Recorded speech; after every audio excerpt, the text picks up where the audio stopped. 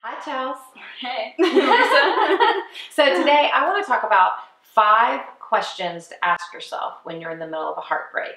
So I'm not saying you're about to be in the middle of a heartbreak at all, but here's the reality. We're all either dealing with past rejections, trying to heal from a present day rejection, or we're fearing an unexpected rejection is right around the corner.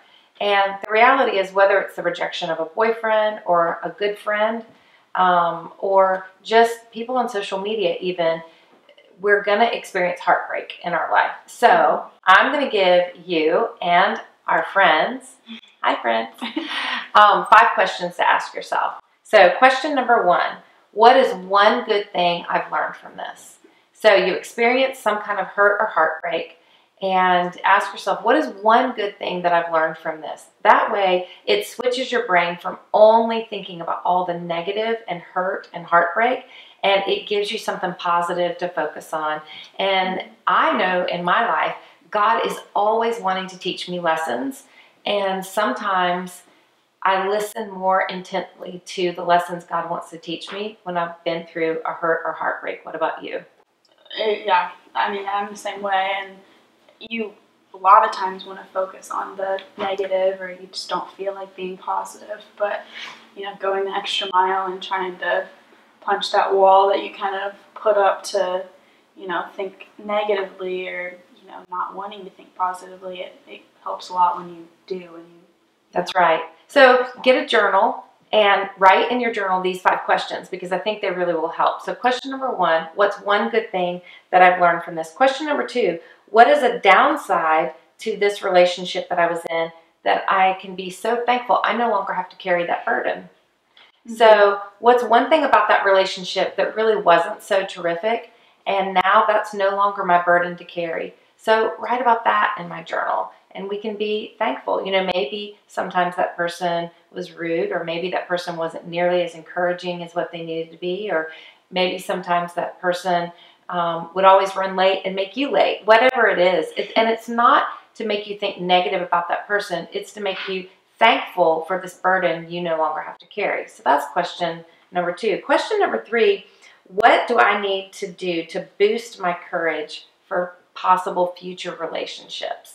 Great question to ask, because I think we all want to be more courageous. And so what do I need to do now that this relationship's over? I'll have extra time. And so what can I do during that extra time that I'm not building that relationship? How can I boost my courage? So what's one way you think you could boost your courage in the middle of a heartbreak situation? Well, I guess I could challenge myself to work on different aspects of myself that I think are lacking, and spend time trying to do that daily, and notice that within myself, so I have more boldness when it comes to relationships. That's right. And I know for me, I could read a good book. I could use that time to go for a walk or exercise, because that always makes me feel a little bit better. Yeah. Or I could even start a YouTube channel, right? Yeah. And encourage people. Yeah. And so that would be good too. All right, question number 4. What is one positive change I could make in my attitude about the future? So we've done something to change and to boost our courage a little bit, but now what's one thing I could do to really change my attitude? And I can give you my number 1 thing that changes my attitude: when I memorize Bible verses. I go and get some really good verses that are especially centered around the promises of God. And when I memorize those and get them into my mind, I get out of the stinking thinking rut, Yeah. And I start thinking of something positive. All right, and the last question, what is one thing God has been asking me to do today to make tomorrow easier? So a good quote that I like to write for myself is, Lysa, remember today's reaction. You don't want today's reaction to become tomorrow's regret. And so I always think, today I have the opportunity to be obedient to God, and it's going to point my life in a positive direction. And so I love to think about that as well. So those are the 5 questions. So what's one thing I've learned from this? What's a downside of that situation I can be thankful for is no longer my burden? What do I need to do to boost my courage? What's one positive change I can make in my attitude? And what is one thing God has been asking me to do today to make tomorrow easier? So out of those 5 questions, which one would you say would help you the most? I would probably say,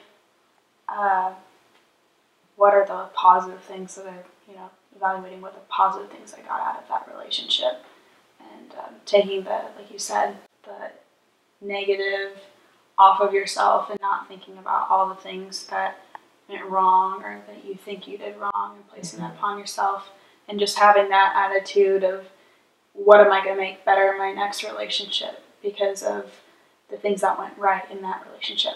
That's great. So. Well, it's been so fun to have this conversation with you today.